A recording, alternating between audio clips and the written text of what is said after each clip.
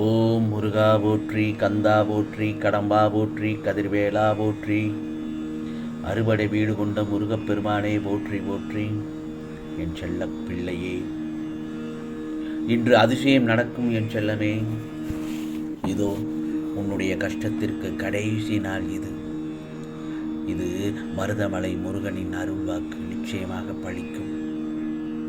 உனக்கு எதுவுமே நிரந்தரமில்லை என்பதை உணர வைத்து எளிமையாகவும் ஏழ்மைக்கு உதவி செய்யும் மனப்பான்மையையும் தூண்டச் செய்வேன். ஏட்டுச் சுரக்காய் கறிக்கு உதவாது என்பதை உணர வைத்து நீதி மாறாமல் வாழ வைப்பேன் உன்னை.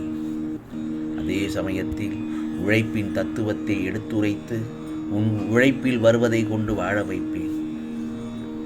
இன்பம் துன்பம் ஏற்றதாழ்வு இதனால் வந்த கர்மாவை என்னவென்று அறிய வைத்து மன மகிழ்ச்சியோடு நீ ஏற்று இந்த ஜென்மத்திலேயே அனுபவித்து பூரணம் கண்டு பிறவி கடந்து உன்னை அழைத்துக் கொள்வேன்.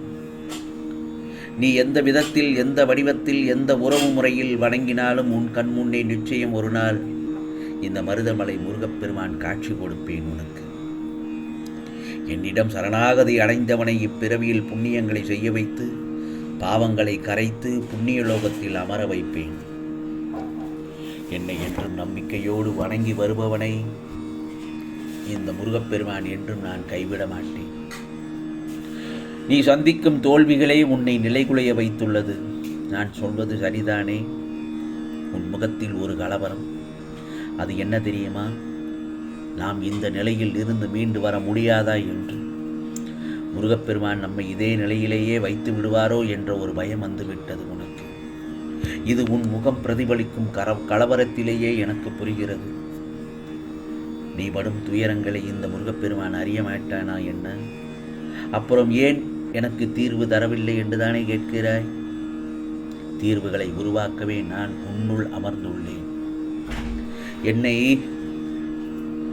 நீ நிச்சயமாக ஏதாவது ஒரு ரூபத்தில் உனக்கு நான் நிச்சயமாக அருள்பாலிப்பேன் என் செல்லமே. நானே கதி என்று என் செல்லப்பிள்ளை என்னையே சரணாகதி அடைந்திருக்கும் என் பிள்ளையான உனக்கு நான் செய்ய மாட்டேனா? இதோ ஒரு வினாடியில் உன் தலையெழுத்தை மாற்றும் சக்தி எனக்கு உள்ளது.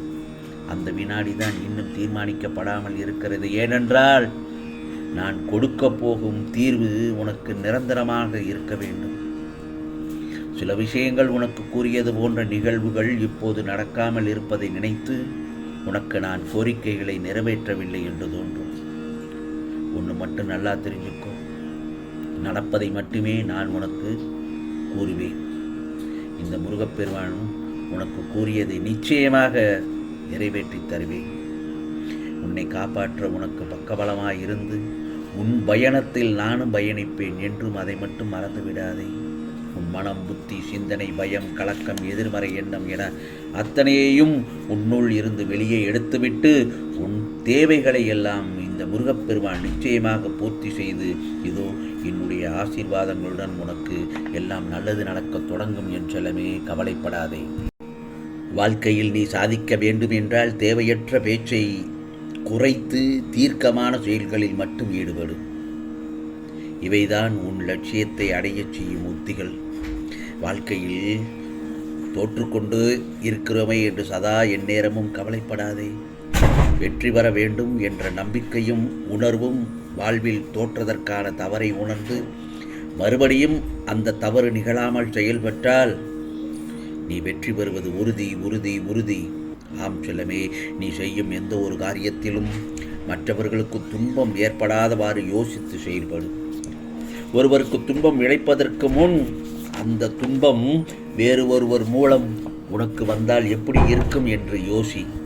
எப்போது நீ உன் தவறை ஒப்புக்கொள்ள முன் வருகிறாயோ அப்போதே நீ மனசாட்சி கொண்டவனாகிறாய். ஆகவே என்றும் செய்த தவறை மீண்டும் மீண்டும் செய்யாமல் பார்த்துக்கொள். இந்த மருதமலை முருகன் மீது நம்பிக்கையோடு வைத்து செயல்பட்டால் நான் உனக்கு என்றுமே துணையாக இருப்பேன்.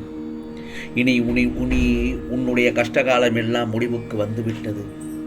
வாழ்க்கையில் எவ்வளவு கஷ்டப்பட்டாயோ அவ்வளவு சந்தோஷப்பட்டு மகிழ்ச்சியாக இருக்கப் போகிறாய். ஆகவே வாழ்க்கையில் பிரச்சனைகள் வரத்தான் செய்யும். யாருக்குத்தான் பிரச்சனை இல்லை? அப்படி வரும் பிரச்சனைகள் வரும் சமயத்தில் நீ அமைதியாக மௌனமாக இரு. தானாகவே அவைகள் அடங்கிவிடும். அல்லது என்மேல் பாரத்தை போட்டு நீயே பார்த்துக்கொள் முருகா என்று என்னிடத்தில் நீ அந்த கஷ்டங்களை எல்லாம் என்னிடத்தில் திருப்பிவிடு, நான் பார்த்துக்கொள்கிறேன். கடவுள் மேல் சந்தேகம் இல்லாமல் அவர் மீது நம்பிக்கை வை. நான் நினைத்தால் எப்படிப்பட்ட சூழலையும் மாற்றிவிடும் என மனதில் கொள். உன் சங்கடங்களை போக்கவும் சந்தோஷத்தை நிலைக்க வைக்கவும் இந்த முருகப்பெருமானால் மட்டுமே முடியும் என நினைத்துக்கொள். இயலாதவன் கையில் எடுக்கும் இறுதி ஆயுதம் என்ன தெரியுமா? விமர்சனம். அதை தடுக்க வேண்டிய ஆயுதம் என்ன தெரியுமா? புன்னகை. ஆகவே கூடிய வரை புன்னகையோடு வாழ்க்கையை வாழ நினை. நம் வாழ்வில் குறுக்கிடும் ஒவ்வொரு சம்பவமும் நமக்கு ஏதாவது ஒரு பாடத்தை நிச்சயமாக கற்றுத்தருகிறது. உன்னையே நிராகரித்த அதே இடத்தில் நிராகரிக்க முடியாத சக்தியாக நிற்பது எது தெரியுமா? உன்னுடைய வெற்றிதான். ஆம் செல்லமே, நாம் அன்பு கொண்ட நெஞ்சங்களும் நம்மை வெறுக்கும் தருணத்தில் புரிகின்றது. நாம் அறிந்தோ அல்லது அறியாமலோ செய்யும் கெட்ட செயல்களின் பலன்கள் உடல் நோயாக மனதில் துன்பமெடுத்து வாட்டும். ஆகவே நம்மை அலட்சியப்படுத்தியவர்களுக்கு அதீதமாக அன்பை காட்டு. அதுதான் அவர்களுக்கான மிகப்பெரிய தண்டனை. துன்பம் யாருக்கும் சொந்தமில்லை. ஆம் செல்லமே, இன்பம் யாருக்கும் நிரந்தரம் இல்லை.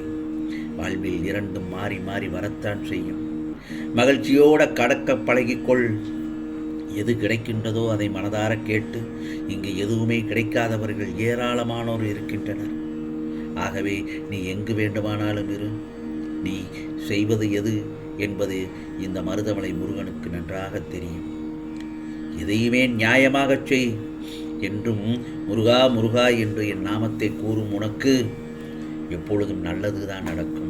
ஆம் செல்லமே, உனக்காக நீ நினைத்த காரியத்தோடு ஒரு அதிர்ஷ்டம் கொடுத்து உன் மகிழ்ச்சியை அதிகப்படுத்தப் போகிறேன் இந்த முருகப்பெருமான். நான் சொன்னதை போலத்தான் இன்று உனக்கான பல நல்லதொரு அதிசயம் நடக்கும் பாரு என் செல்லமே. உன்னுடைய கஷ்டத்திற்கு கடைசி நாள் இது என்று சொன்னேன் அல்லவா?